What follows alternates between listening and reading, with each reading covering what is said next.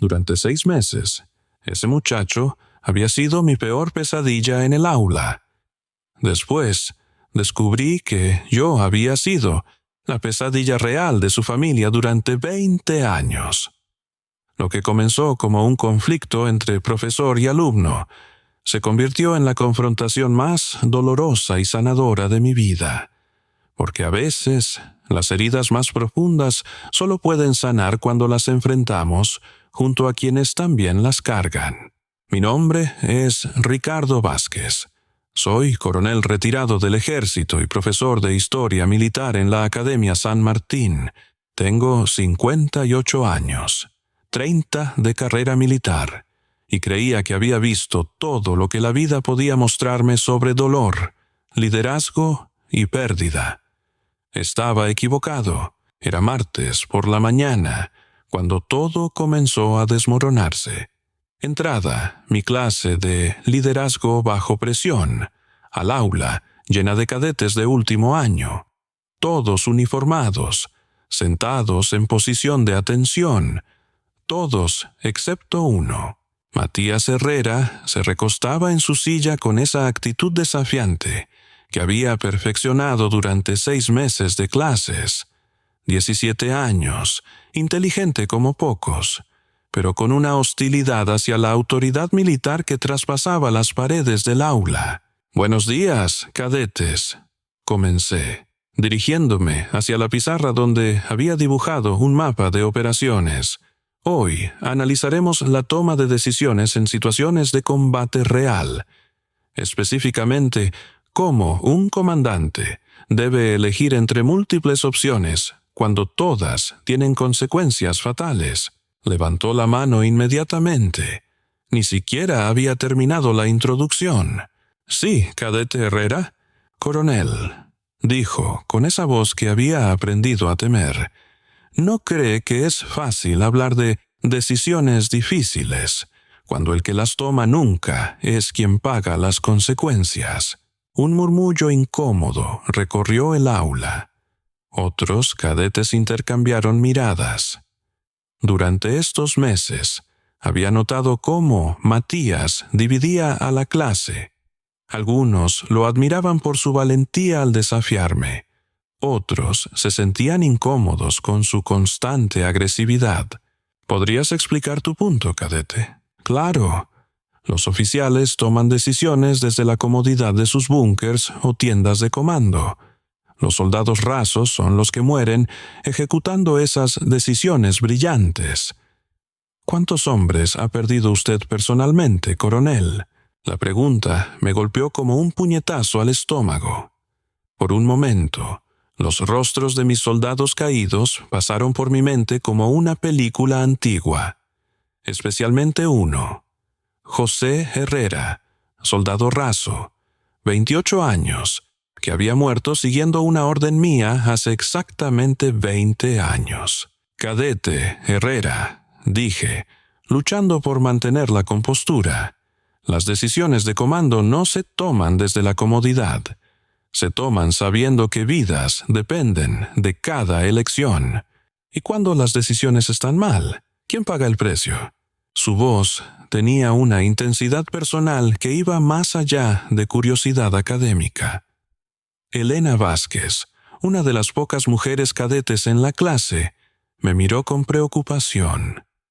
Había notado que cuando Matías empezaba estos cuestionamientos, el ambiente del aula cambiaba completamente.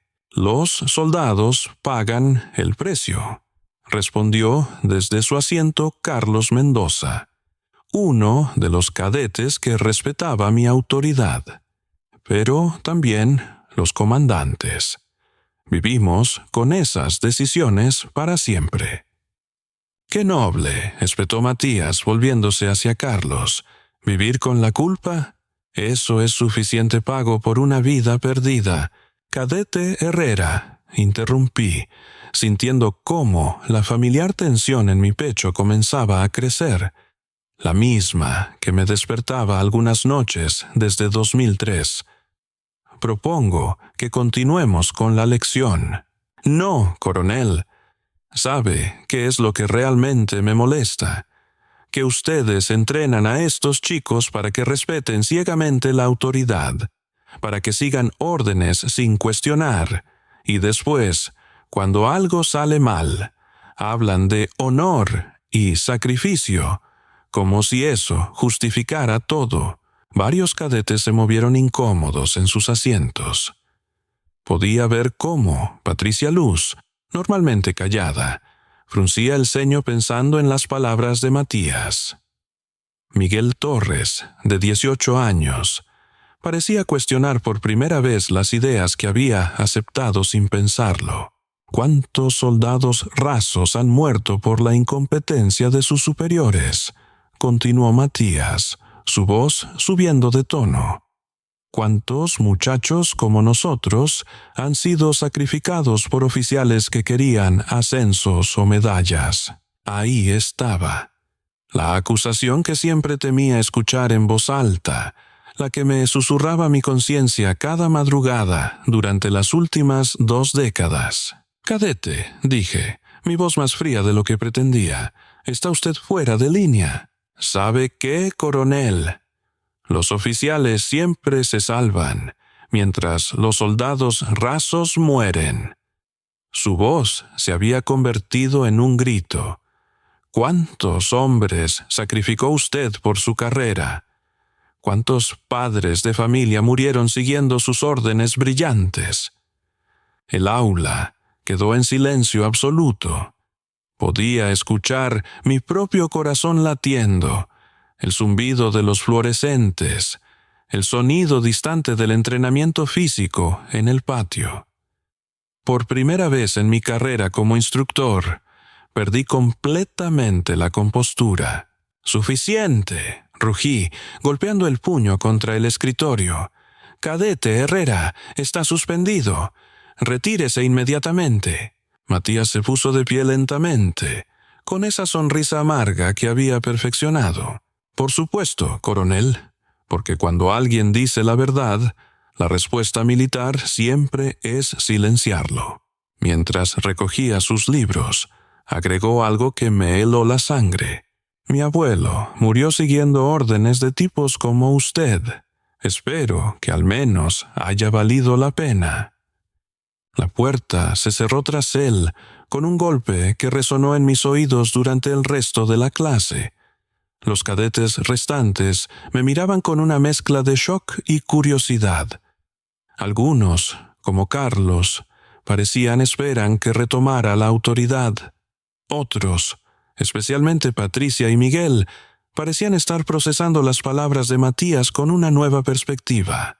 «Clase suspendida», murmuré. «Estudien el capítulo 12 para mañana». Mientras los cadetes salían en silencio, me quedé solo en el aula, las manos temblando ligeramente. Las palabras de Matías se repetían en mi mente. «Mi abuelo murió siguiendo órdenes de tipos como usted». Esa noche, por primera vez en meses, las pesadillas regresaron. En mi casa, Sofía me esperaba con la cena preparada, y esa expresión preocupada que había perfeccionado durante nuestros 25 años de matrimonio. Me conocía lo suficiente para saber cuándo algo me atormentaba. «¿Qué pasó hoy?», me preguntó mientras yo movía la comida en el plato sin realmente comerla. «Un estudiante problemático, nada nuevo». «Ricardo», dijo, usando ese tono que reservaba para cuando sabía que no le estaba diciendo toda la verdad. «Llevas 6 meses llegando a casa frustrado por ese muchacho, y hoy llegaste, diferente, asustado».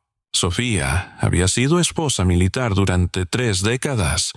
Había visto cómo la guerra me había cambiado, cómo ciertas noches me despertaba gritando, cómo había días en que no podía estar cerca de multitudes.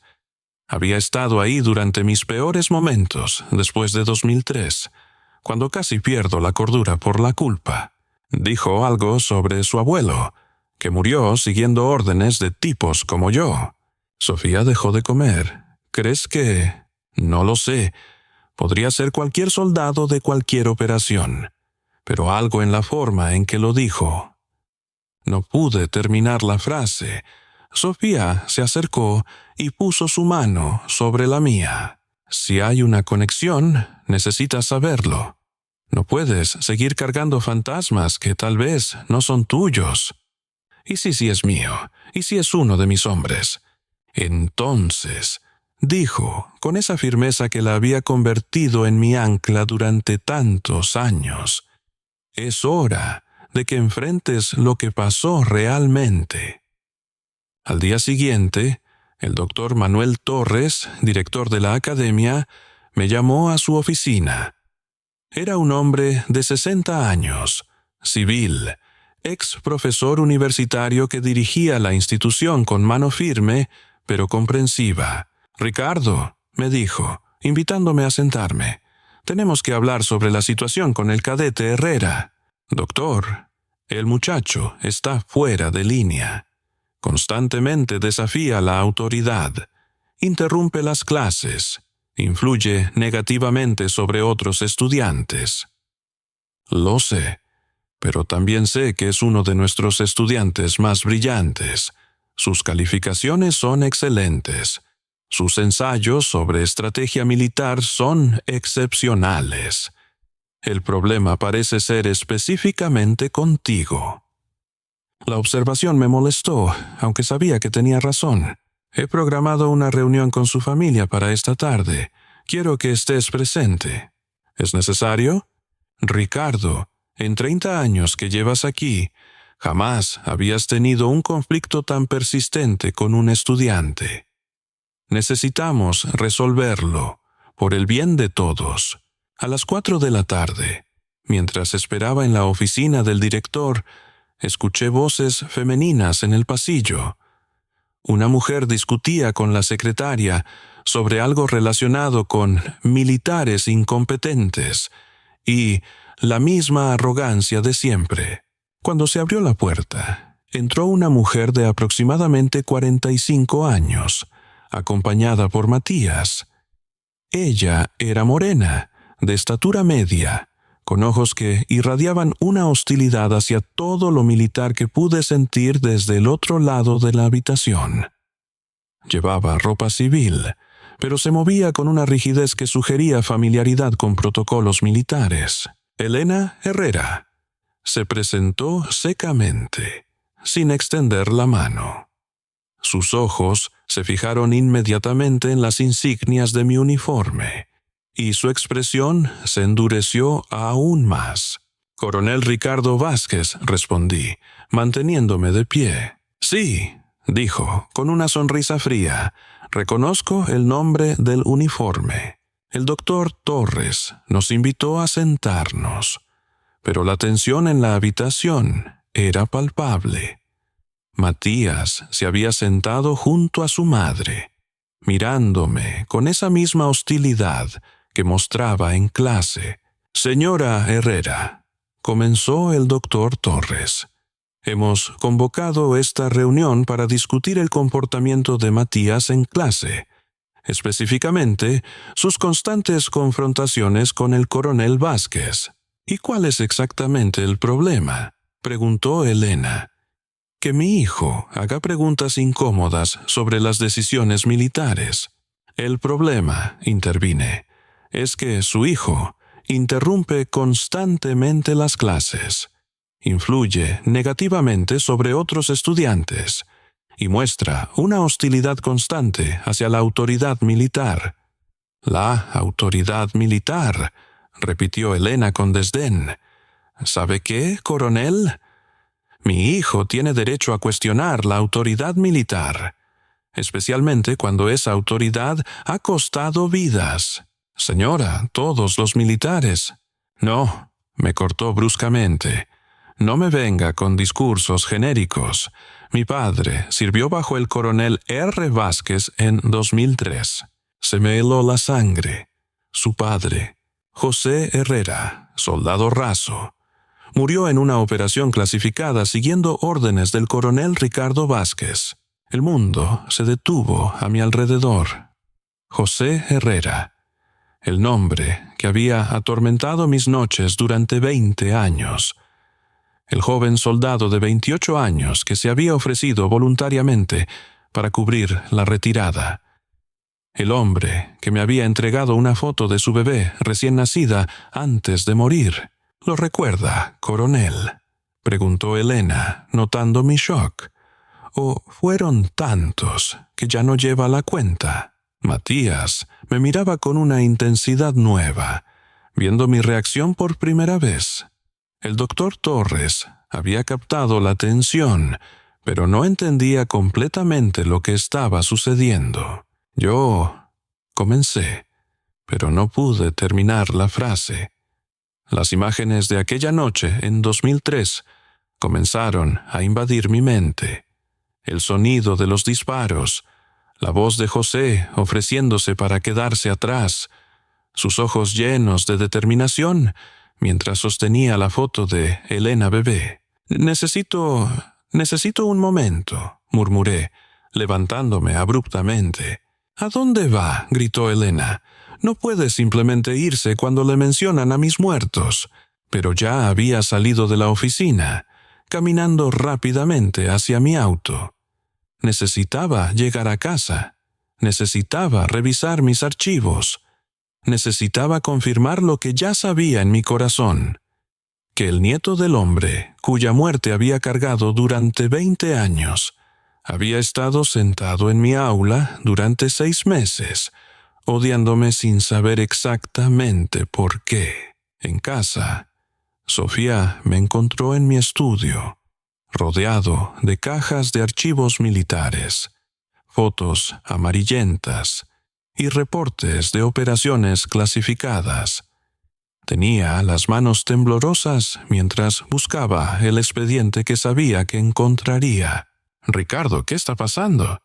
«Es él, Sofía, el muchacho problemático. Es el nieto de José Herrera».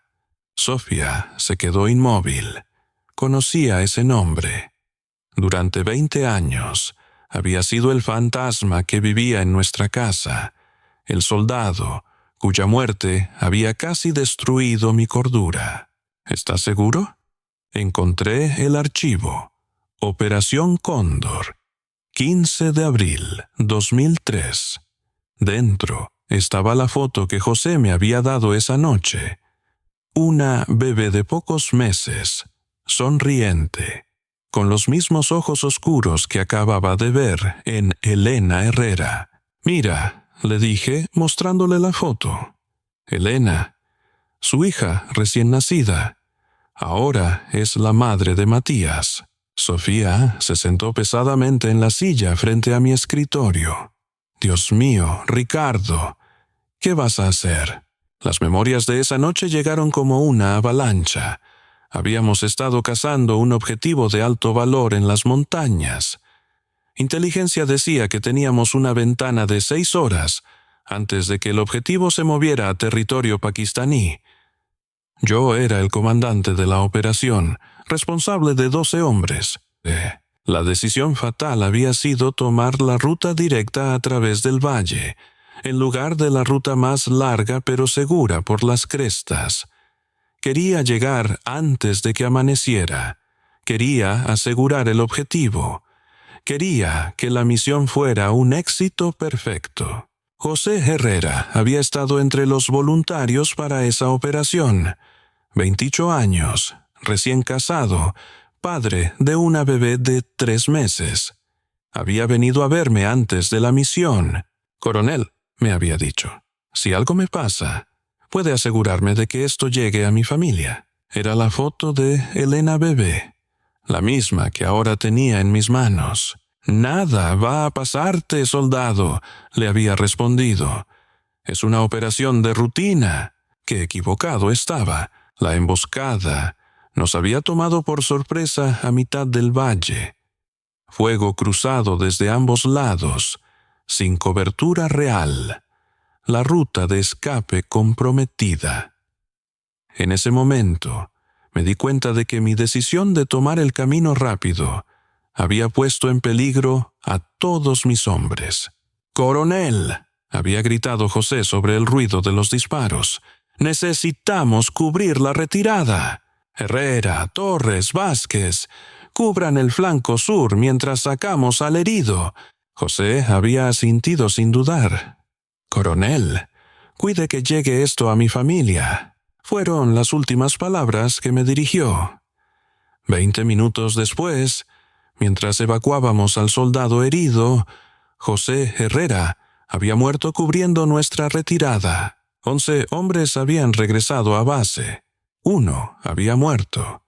Y ese 1 había muerto por mi decisión táctica equivocada. Sofía, le dije esa noche, tengo que ir a verlos. Tengo que enfrentar esto.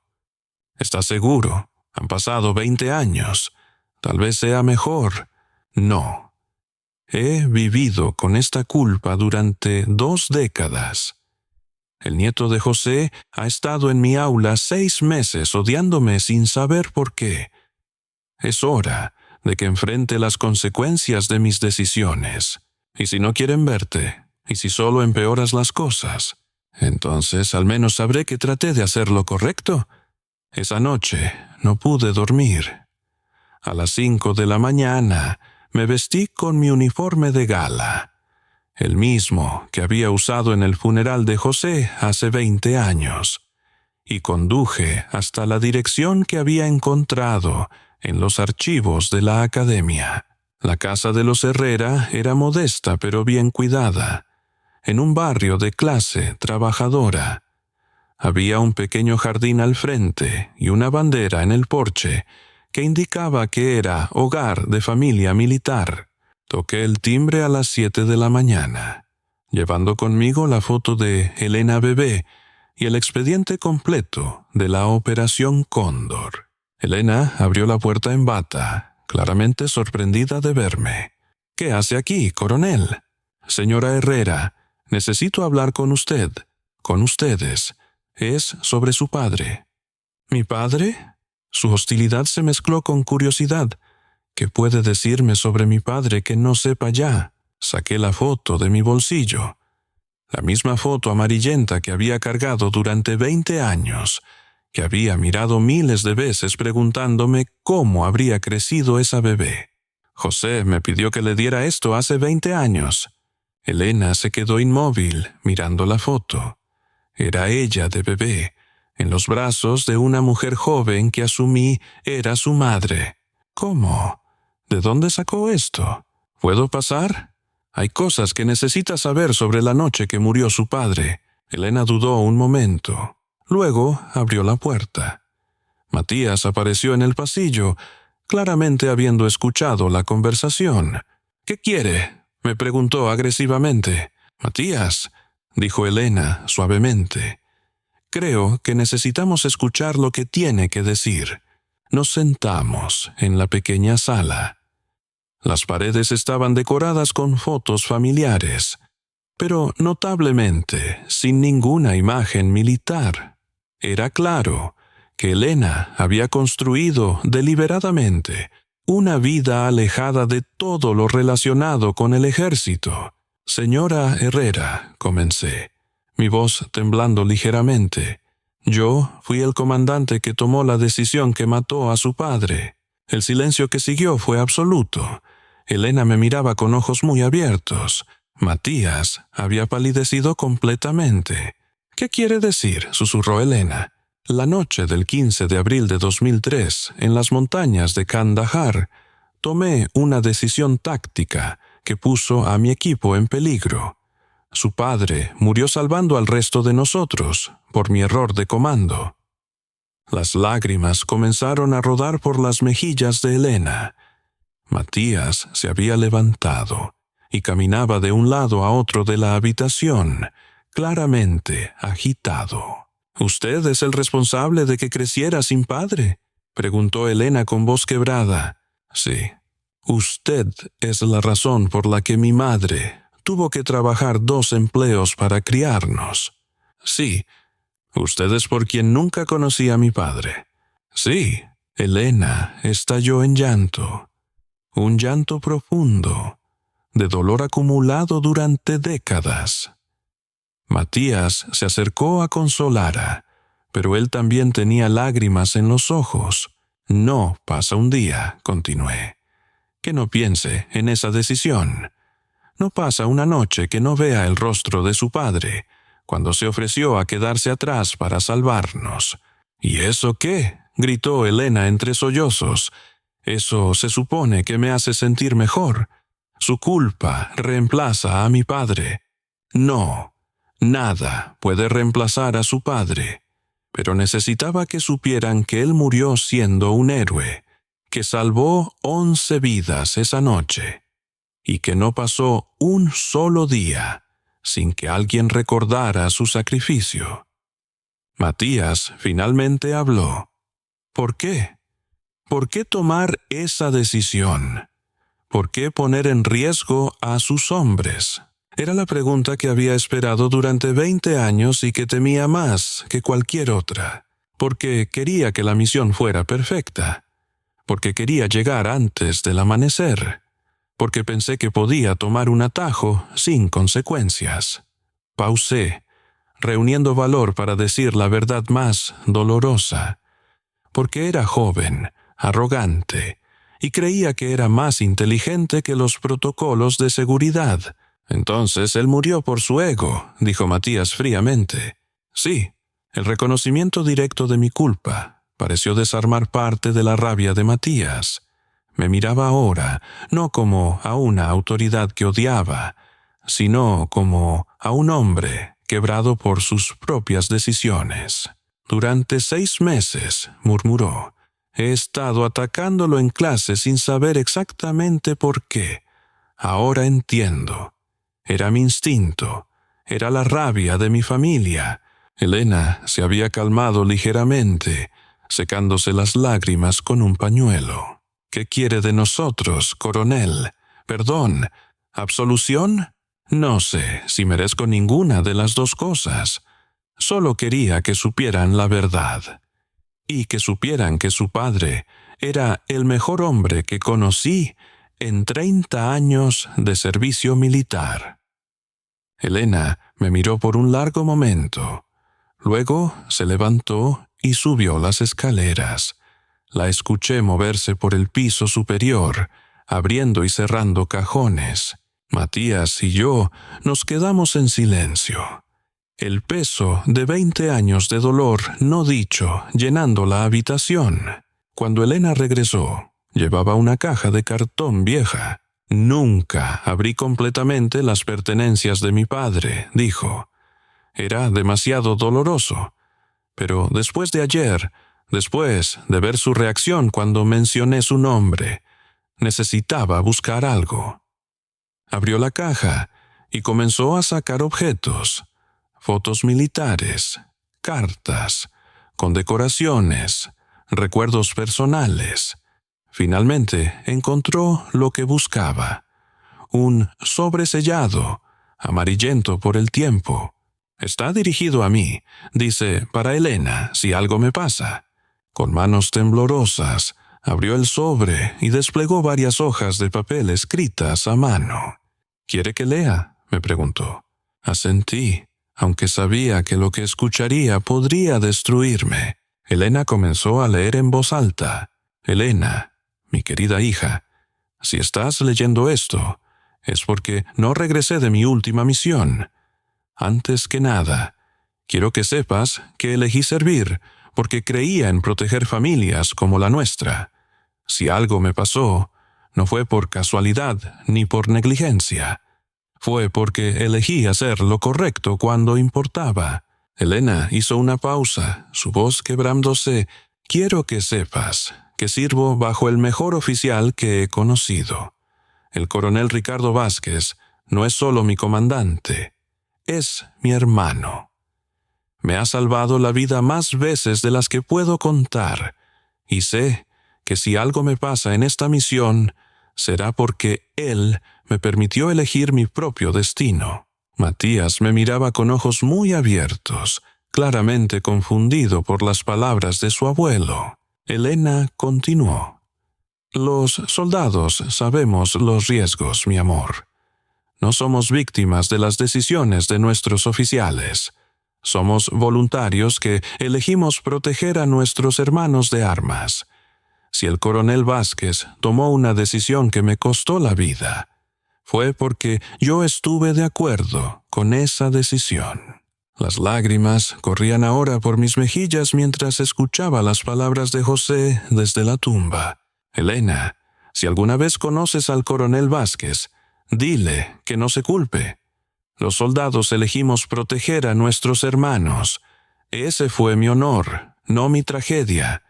Y si tienes una hija o un hijo, cuida que mi nieto sepa que su abuelo murió haciendo lo correcto, al lado del mejor líder que pudo pedir.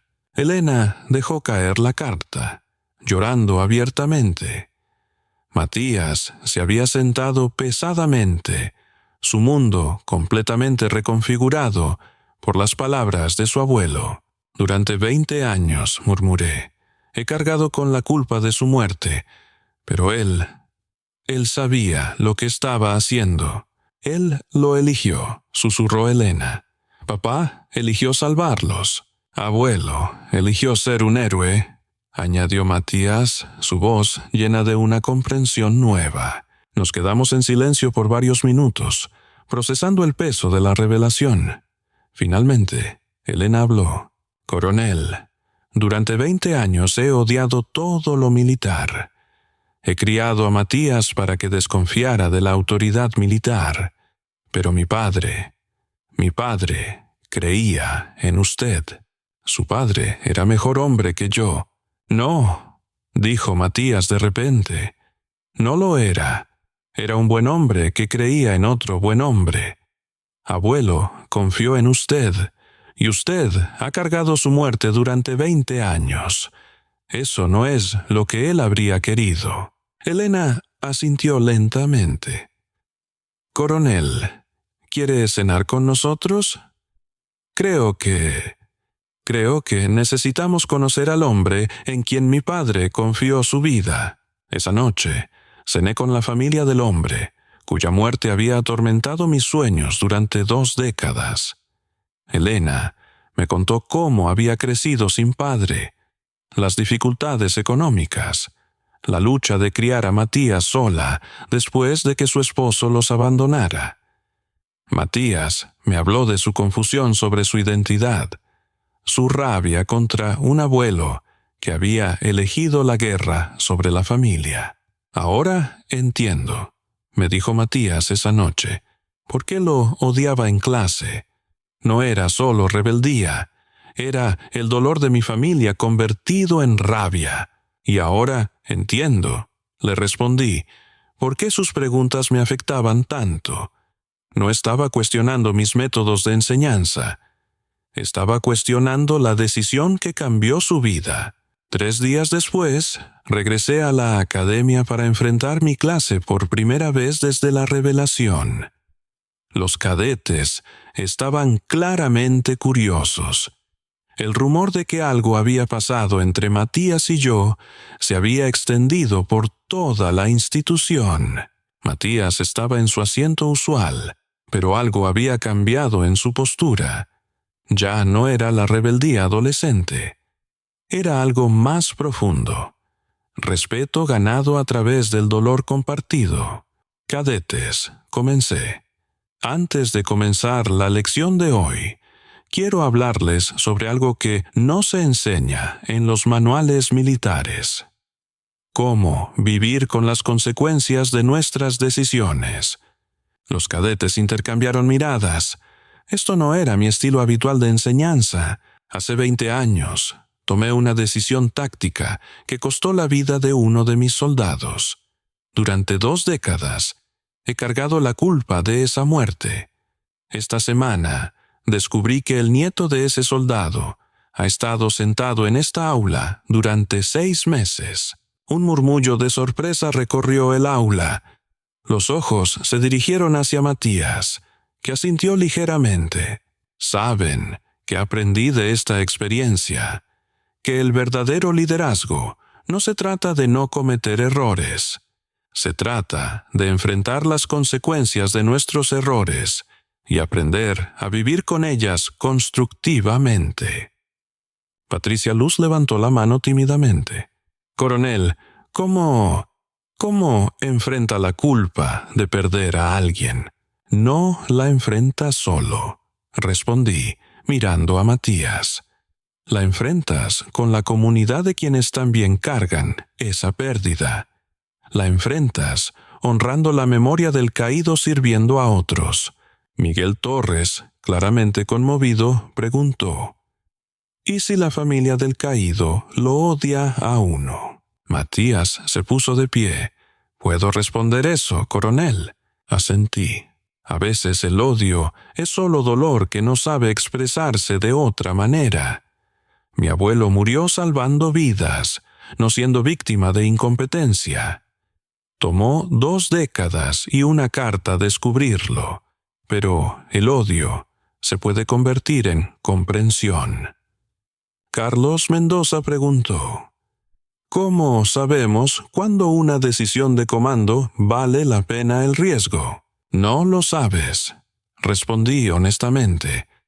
Tomas la mejor decisión que puedes con la información que tienes, sabiendo que vidas dependen de tu elección, y después vives con las consecuencias, sin importar cuáles sean. Elena Vázquez, la cadete mujer, levantó la mano. «Coronel, cambiaría su decisión si pudiera». La pregunta me tomó por sorpresa. Era algo que nunca me había permitido contemplar completamente. Durante 20 años pensé que sí, pero esta semana aprendí que mi soldado caído no quería que cambiara la decisión. Quería que aprendiera de ella. Quería que la usara para ser un mejor líder para otros soldados. Al final de la clase, mientras los cadetes salían, Matías se acercó a mi escritorio. «Coronel, he estado pensando. Quiero cambiar mi especialización». «¿A qué?» «Medicina militar. Quiero salvar las vidas que otros arriesgan en combate». Sonreí. Era exactamente el tipo de decisión que José habría aprobado. «Creo que tu abuelo estaría orgulloso». «Espero que sí». «¿Y coronel, podría enseñarme más sobre él? ¿Sobre cómo era como soldado?»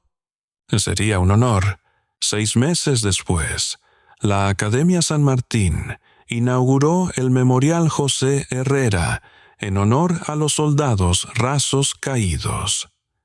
La ceremonia fue simple, pero emotiva, con veteranos, familias militares y cadetes presentes. Elena cortó la cinta junto a Matías y conmigo. En la placa bronce se leía: «En memoria de José Herrera y todos los soldados que eligieron proteger a sus hermanos. Su sacrificio nos enseña que el verdadero liderazgo se mide por las vidas que salvamos, no por las medallas que ganamos».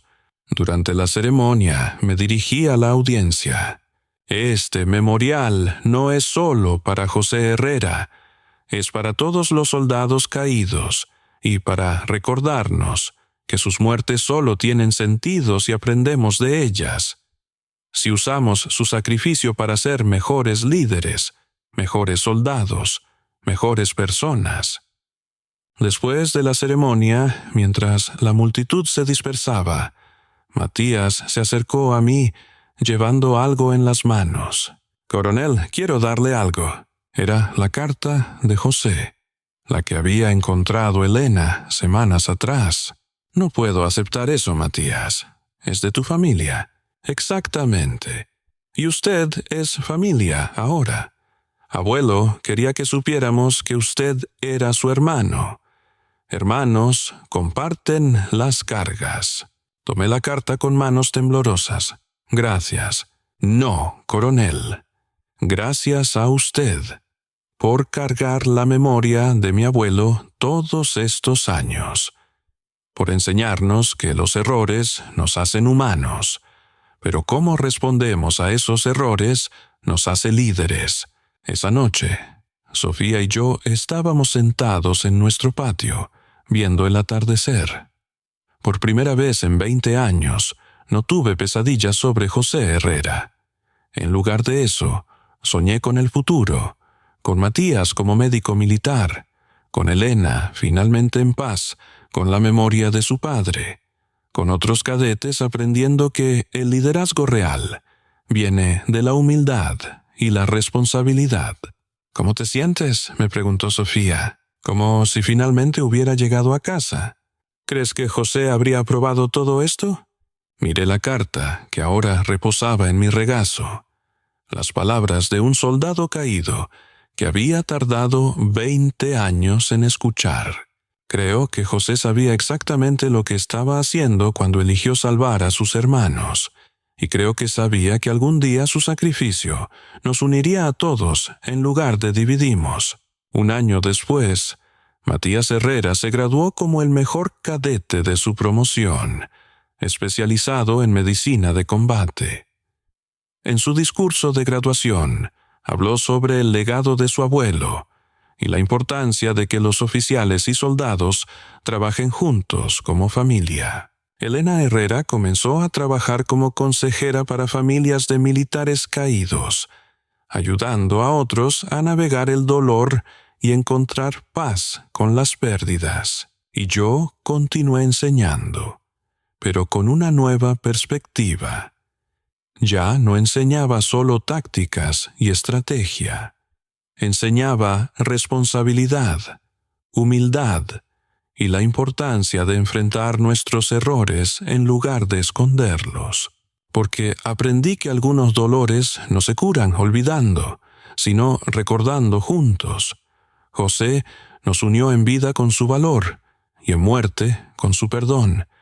Y a veces, eso es exactamente lo que las familias rotas necesitan para sanar: la verdad, compartida con amor, y la voluntad de construir algo mejor sobre las ruinas de nuestros errores. Durante 20 años escondí mi culpa, hasta que un alumno me obligó a enfrentarla. Pensé que él odiaba la autoridad, pero en realidad odiaba mi decisión. La carta que dejó el soldado muerto fue mi verdadera sentencia y redención. Un alumno rebelde me enseñó más sobre liderazgo que 30 años de servicio militar, porque el verdadero liderazgo no es evitar los errores, es enfrentarlos, aprender de ellos y usar esa sabiduría para proteger a la próxima generación. Esta historia nos recuerda que los errores del pasado pueden convertirse en las lecciones más valiosas para el futuro, especialmente cuando los enfrentamos con honestidad y humildad. ¿Has tenido que enfrentar las consecuencias de decisiones difíciles? ¿Cómo crees que el perdón puede transformar tanto a quienes lo dan como a quienes lo reciben? Comparte tus reflexiones en los comentarios. Esta es una historia basada en eventos reales, pero dramatizada para fines narrativos. Los nombres han sido cambiados para proteger la privacidad de los involucrados,